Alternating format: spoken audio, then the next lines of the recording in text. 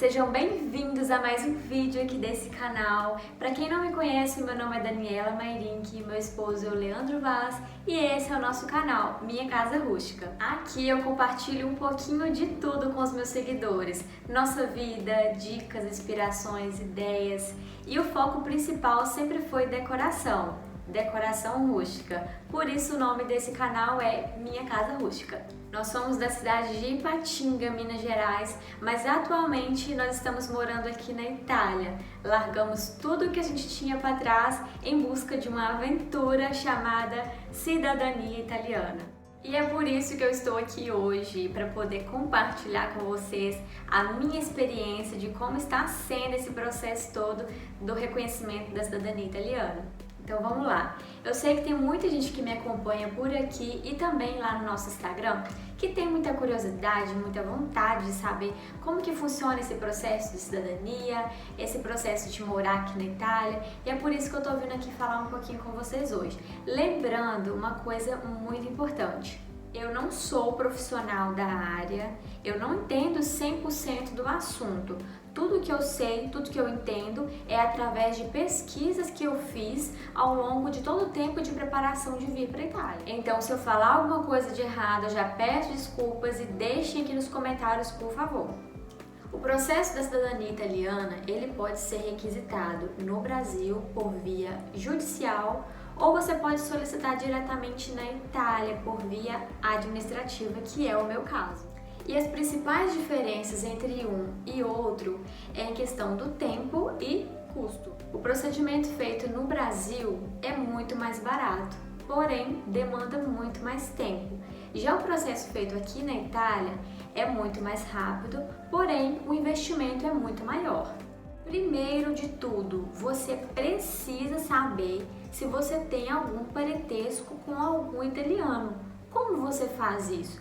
Conversando com a sua família. Se você tem avó, bisavó, converse. É através dessas conversas que você vai sabendo, você vai buscando o passado deles e você vai pegando informação aqui, outra ali, e quem sabe você tem algum parente italiano. No meu caso, digamos assim que foi um pouco mais simplificado, porque outras pessoas da minha família, de linhagem próxima, já fez esse procedimento de reconhecimento de cidadania na Itália. Ou seja, eu já tinha certeza e a convicção que eu tenho um parente italiano, que no caso é o meu tetravô, é o bisavô da minha avó. E pelo fato de outras pessoas da minha família terem feito esse procedimento da cidadania, facilitou muito para mim na segunda etapa, que no caso seria a busca pelos documentos e a montagem da pasta familiar. E no meu caso foi o seguinte: há alguns anos atrás, o meu tio reconhecia a cidadania dele e ele já sabia de tudo, ele já sabia onde estava cada certidão e tudo, e ele me passou os contatos, ele me passou o nome das cidades, de onde estava cada certidão dos meus antepassados, e eu decidi que iria sozinha mesmo, por conta própria, procurar cada cartório e solicitar as certidões de inteiro teor. Para quem não sabe, as documentações necessárias para a cidadania italiana é as certidões, e não pode ser uma certidão de nascimento comum. As certidões precisam ser em inteiro teor. Então, como eu já sabia onde estava cada certidão dos meus antepassados até chegar no meu tetravô, eu comecei a entrar em contato com cada cartório através de telefone e também por e-mail. Fui solicitando as certidões, eles me passavam o valor, eu fazia o pagamento e eles me enviavam por correio. Então, para mim foi assim, foi tranquilo. E o terceiro tópico é o seguinte: se planeje financeiramente e psicologicamente para fazer esse procedimento, porque não é nada fácil. É muito desgastante, desgasta o seu físico, o seu emocional. E eu costumo dizer que para seguir até o final, até obter aquele passaporte vermelho, você tem que ter muita persistência e tem que ser o seu sonho, porque se não for, eu acho que as pessoas já desistem assim na primeira etapa. Caso você não tenha contato com ninguém da sua família, nenhum avô, avó, bisavô, para você poder perguntar essas informações mais precisas, o que você pode fazer? Você mesmo pode correr atrás né? De cidades que você acha que eles nasceram, de tentar correr atrás de cartórios e perguntar se aquela pessoa nasceu ali naquele cartório, né? No caso, o seu parente. Ou então, o mais viável seria você contratar uma empresa, alguma assessoria que faz esse procedimento, que faz esse tipo de trabalho. E o quarto tópico que eu segui foi solicitação e análise de todas as certidões. Solicitei todas as certidões pelos cartórios e elas foram chegando gradativamente, e à medida que elas foram chegando para mim, eu coloquei elas todas em uma mesa e fiz uma análise. Coloquei elas por ordem e fui colocando e fui verificando se precisava de fazer alguma correção, que nós chamamos de retificação. E sim, eu precisei solicitar uma retificação, uma pequena correção em uma data. E agora vamos para o quinto tópico: faça um curso de italiano. Se você tem interesse de vir para a Itália, se você tem interesse de morar na Itália, inicie já um curso de italiano. Provavelmente na sua cidade você não vai ter um curso de italiano presencial. Comece um, nem que seja online. E foi isso que eu fiz. Nesse meu termo de busca de documento, espera de certidão chegar, eu já iniciei um curso online, já comecei a estudar e é um curso excelente. Já está me ajudando muito com o básico no italiano. Sexto tópico. Esse também é muito importante e digamos que é o crucial. Decida se você vai fazer o seu processo de cidadania italiana sozinho ou com assessoria. Tem vantagem em ambos e desvantagem em ambos. E eu vou falar aqui um pouquinho para vocês a minha experiência. Eu optei por fazer com a assessoria italiana, mas nem sempre eu pensava assim. Então vamos lá, eu vou começar a falar para vocês a vantagem e a desvantagem de fazer o procedimento sozinho. A vantagem é que você vai economizar muito. A desvantagem é que você vai ter que se virar e fazer tudo sozinho. Vai ter que aprender o idioma, porque os órgãos públicos aqui na Itália, eles só falam em italiano. Às vezes você pode encontrar alguém que fala um espanhol ou inglês, mas você precisa ser pelo menos intermediário em italiano, né? Você precisa se comunicar. Então, assim, você tem que se virar e estar disposto mesmo a enfrentar de tudo. Agora, a vantagem e a desvantagem de fazer com assessoria. A única desvantagem que eu acho, se é que eu posso dizer assim, é que o investimento é alto. Você precisa estar muito preparado financeiramente para isso. E as vantagens são inúmeras. Você não precisa preocupar com nada. Você apenas solicita tudo que você tiver que solicitar no Brasil de documentação, traz para a Itália e entrega para eles. Eles vão fazer tudo, desde a sua declaração de presença, o seu código fiscal, entrega de documentação no Comune. Então, assim, tudo é de responsabilidade deles. E a parte, assim, extraordinária que eu acho de contratar uma assessoria italiana é a questão da residência, de um lugar para você poder ficar. Aqui na Itália, como vocês já sabem, eu acredito, é muito difícil se alugar uma casa, um apartamento. É muito difícil se você não tiver um contrato de trabalho e se você não tiver pelo menos conhecidos aqui. É muito complicado.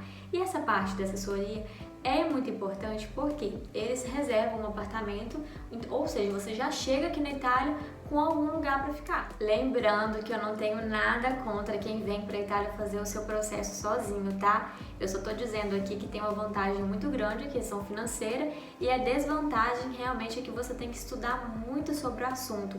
Você não pode vir para a Itália sem saber falar nada e sem saber nenhuma informação, porque vai dar ruim. E vamos para o sétimo tópico.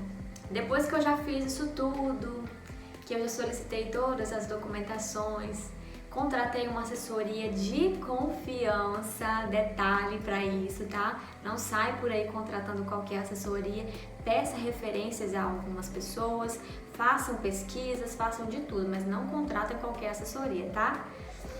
Depois que eu já fiz isso tudo, decidi que eu ia fazer com assessoria, decidi a cidade para qual eu iria, para o comune para qual eu iria, né, que é a assessoria que faz todo esse trâmite também. O sétimo tópico é o seguinte: traduzir e apostilar todos os seus documentos.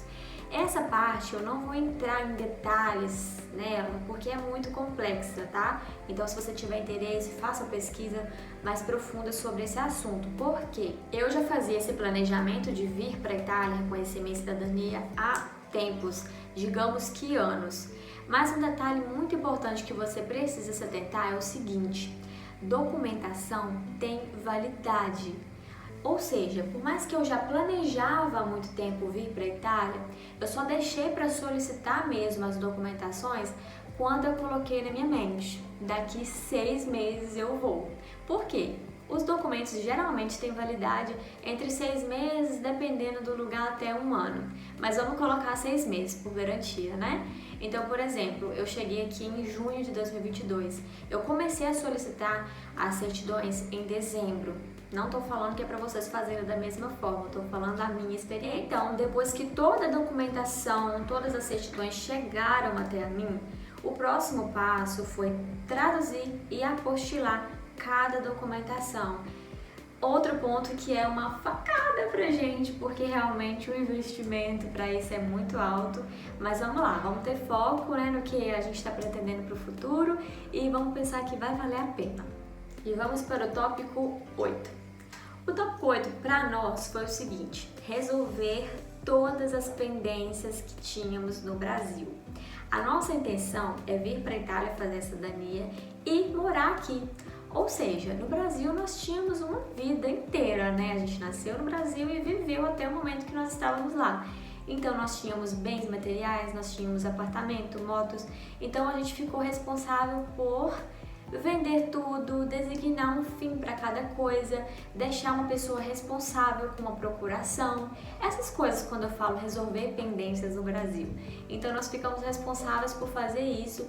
E isso, gente, demanda muita paciência, porque foi muito desgastante, foi um período que eu tenho muito testemunho para contar, porque eu entrei em crise de ansiedade, mas enfim, isso é um assunto para outro vídeo. E o tópico 9 é planejamento da viagem.